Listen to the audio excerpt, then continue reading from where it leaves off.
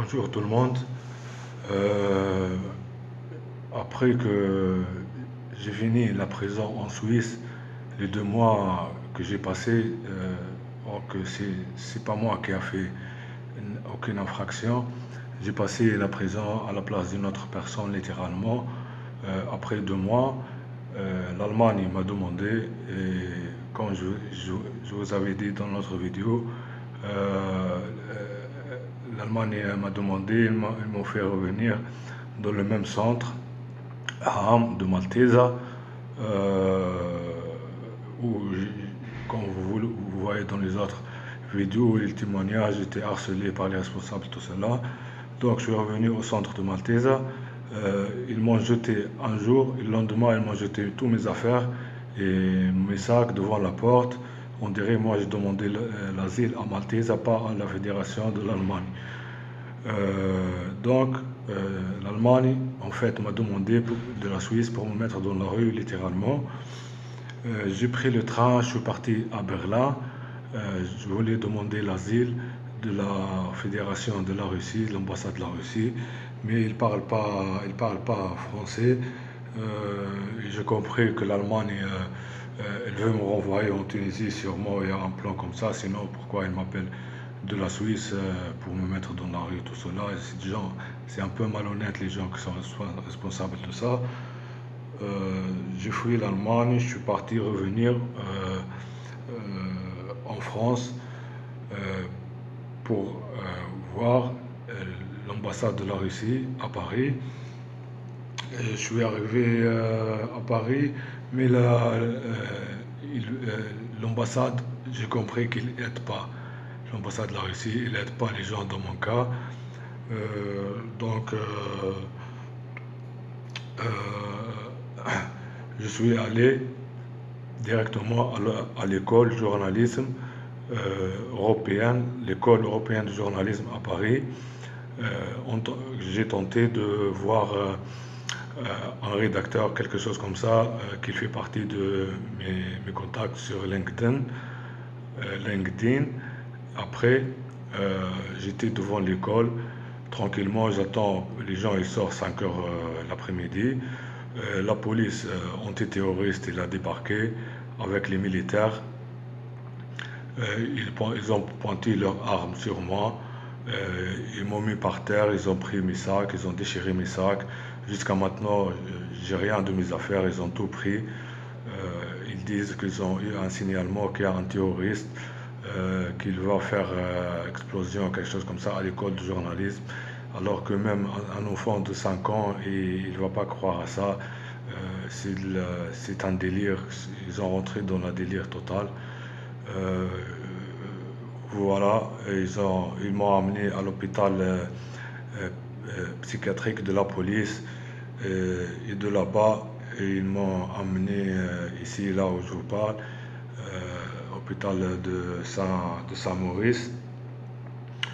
Euh, Après 3 semaines d'hospitalisation, ici, ils me donnent des médicaments, je ne sais pas, parfois Valium, parfois. Or que moi, je n'étais pas en train d'agresser, j'étais tranquillement devant l'école de journalisme. Donc, moi, je considère ça comme tentative d'assassinat parce que n'importe quel geste brusque que je le fais, ils m'ont entouré, ils vont me tirer dessus directement. Donc, ils ont pointé, c'est bon, ils ont pointé leur arme sur moi. Ils ont l'administration, ils ont tous les atouts. Et moi, j'ai rien, j'ai que réclamer. Et voilà. Même mes dents commencent à tomber à cause de la drogue LSD qu'ils me donnent en Tunisie, le fumée criminel, tout cela. Et j'en ai déjà parlé dans les autres vidéos. Donc, après 3 semaines d'hospitalisation, j'ai eu une permission d'un jour. J'ai décidé de quitter euh, la France. Euh, je suis parti à Bruxelles pour redemander asile parce que là-bas, il y a les conditions, quand même, il y a un peu de conditions, tout cela, au petit château, là où les gens se présentent, mais ils me laissent pas entrer, ils disent qu'il n'y a pas de place. J'ai été harcelé même par la police à Bruxelles, tout cela. J'avais même pas de chaussures, mes chaussures ils étaient déchirées. J'avais rien, tous mes affaires, la police antiterroriste, ils ont pris même les stylos, même les écouteurs, ils ont tout pris, mes vêtements, ils m'ont rien laissé. Donc, j'ai quitté Bruxelles, je suis parti à Luxembourg. À Luxembourg, comme l'autre fois, ils m'ont laissé un jour. Et le lendemain, ils m'ont dit, toi, c'est la France qui est responsable.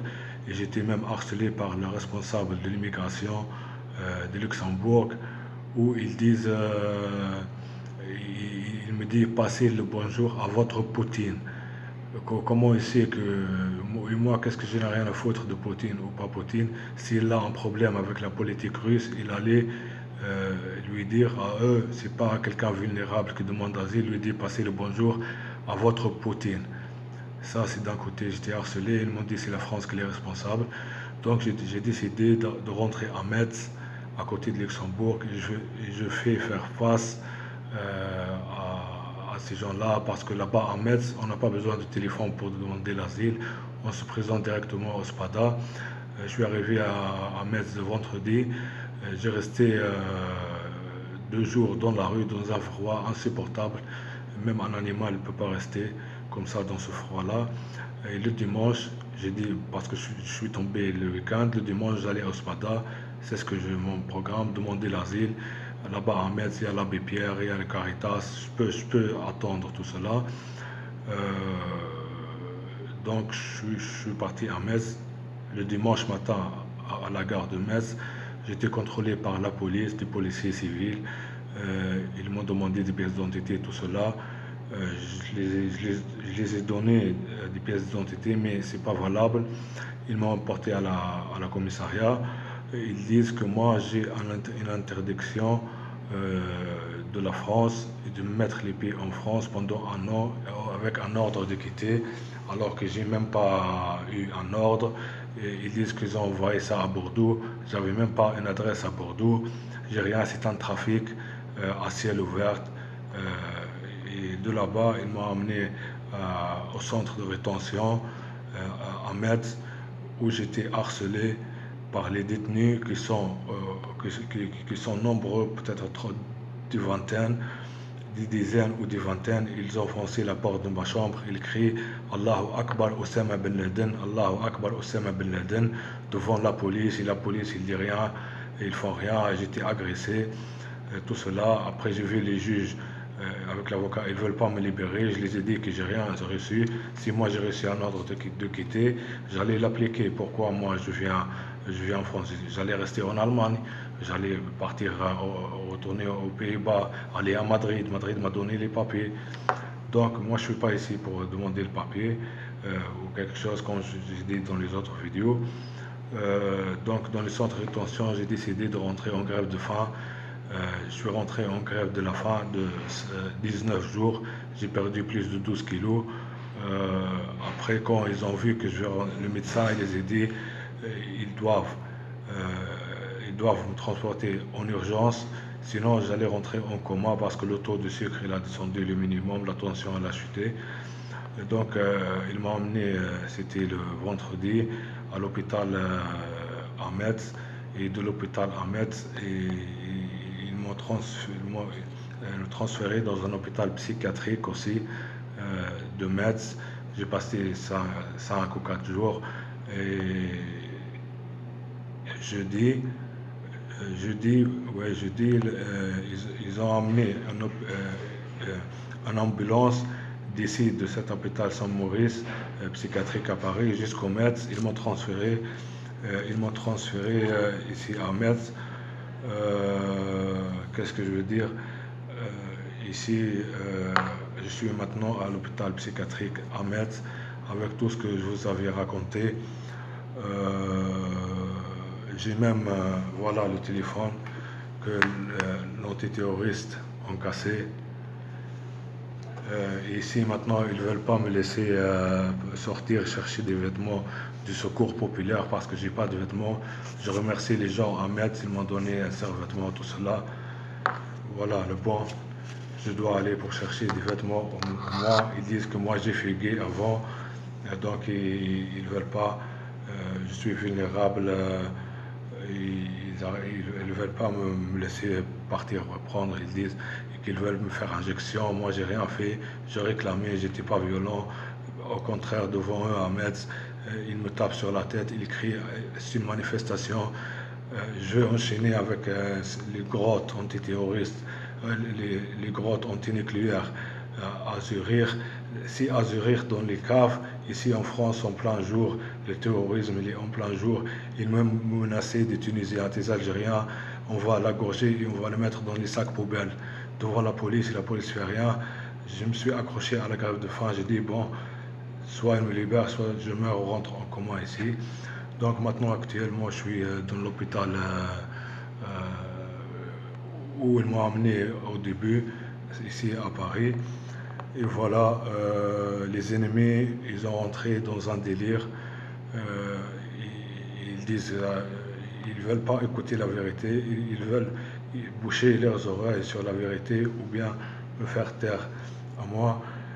Je vous dis, je redis la dernière, pour la deuxième fois, comme la première vidéo que je faisais, même si mon affaire finit et j'ai eu tous mes droits et tout, moi je vais chercher les affaires pareilles et les victimes pareilles et leur montrer le chemin de la résistance, comment ils résistent à l'état profond français, à l'état profond Bruxelles, à l'état profond Luxembourg, à tous les pays.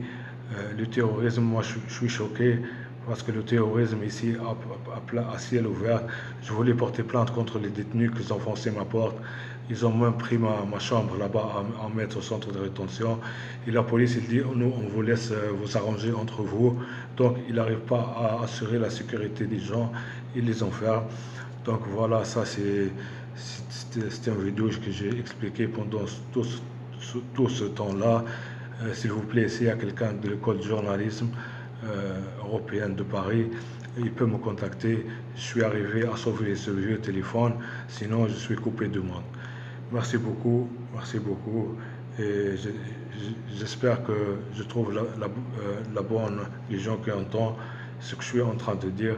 Regardez, moi je prends même pas de la drogue, je ne prends rien, ça c'est le drogue LSD qu'il me donne là-bas en Tunisie. Il y avait un plan bien déterminé pour me renvoyer là-bas où je subis la disparition forcée, tout cela. Merci, j'étais un peu lent. Merci à tous qui a écouté et qui s'intéressent à m'aider. Je suis vulnérable, j'ai rien et ils ne veulent pas me lâcher. C'est des terroristes, des pédocriminels. C'est les gens qui font les enfants dans les dark et deep web. Je peux pas dire plus.